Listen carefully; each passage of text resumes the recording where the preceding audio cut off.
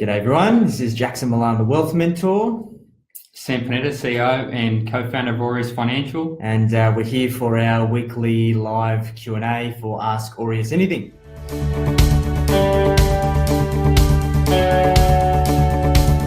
So I'm in a long-term relationship with my partner. What is the best way for us to manage money as a couple? Okay, this is a good one. In the introduction to my book, I covered this immediately because this is something that I'm very passionate about.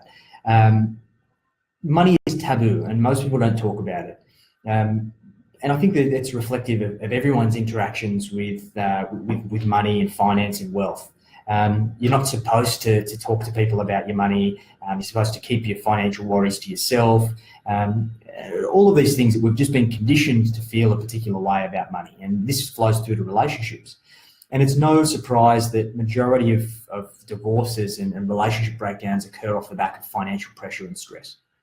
So it goes to show that people are probably approaching this incorrectly when it comes to alleviating some of those pressures. And we believe that with the right structure in terms of your wealth and your finances being managed as a couple, not only can you remove a lot of those problems, but you can also expedite the process for you to work together to achieve your financial goals jointly.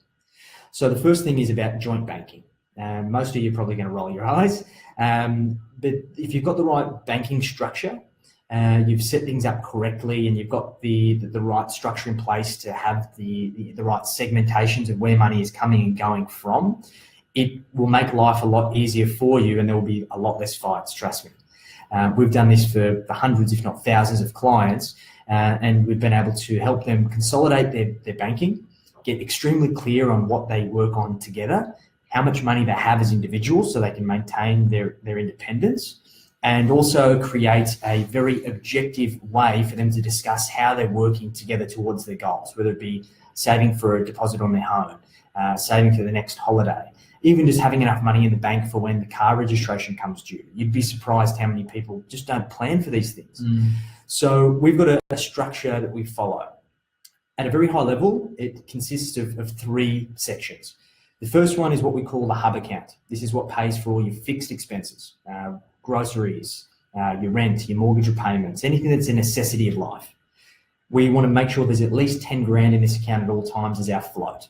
This is kind of your personal credit card, so you'll never have to use a credit card again, really. The idea here is we pay for our fixed expenses there, so we have a line of segmentation.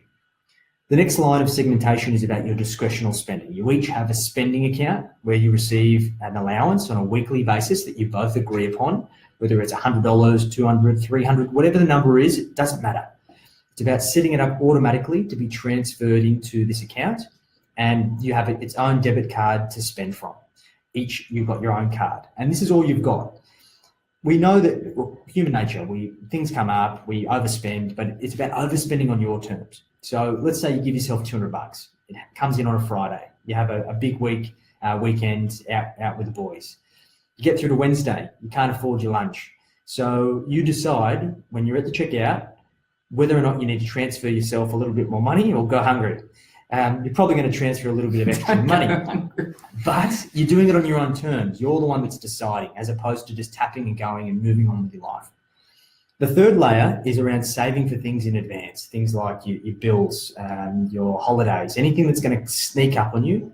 Break it down to a monthly average and transfer that into its own account.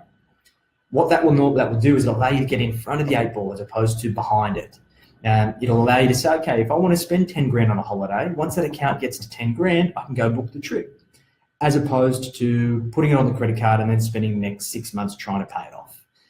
So with all that, everything's accounted for. And I also advocate using a piece of software called My Prosperity we use for all of our clients that gives you transparency over what you're spending and allows you to have conversations, whether it's once a month, whatever. In my book, I talk about having what I refer to as a financial freedom night. Have it with your partner every single month. Order in some nice food, make it a positive experience. And we've created a checklist as part of our book that'll give you a framework to talk to your accountability partner, whether it be your significant other, a family member, a friend, to be able to talk about what you've done well, what you need to improve, and it will alleviate all of that financial pressure. So there's some very simple steps that you can follow, a lot of that documented in the book. So Yeah, I think most couples only talk about money when it's something negative. Yeah. Do you know what I mean? And that's not very healthy, and it's not going to achieve any goals doing it that way either. So I think you need to flip it on its head a little bit and start using money as something that you use to achieve your goals, rather than something that you open a bill and you have an argument with your partner about. Yeah, having the right structure will solve a lot of those things.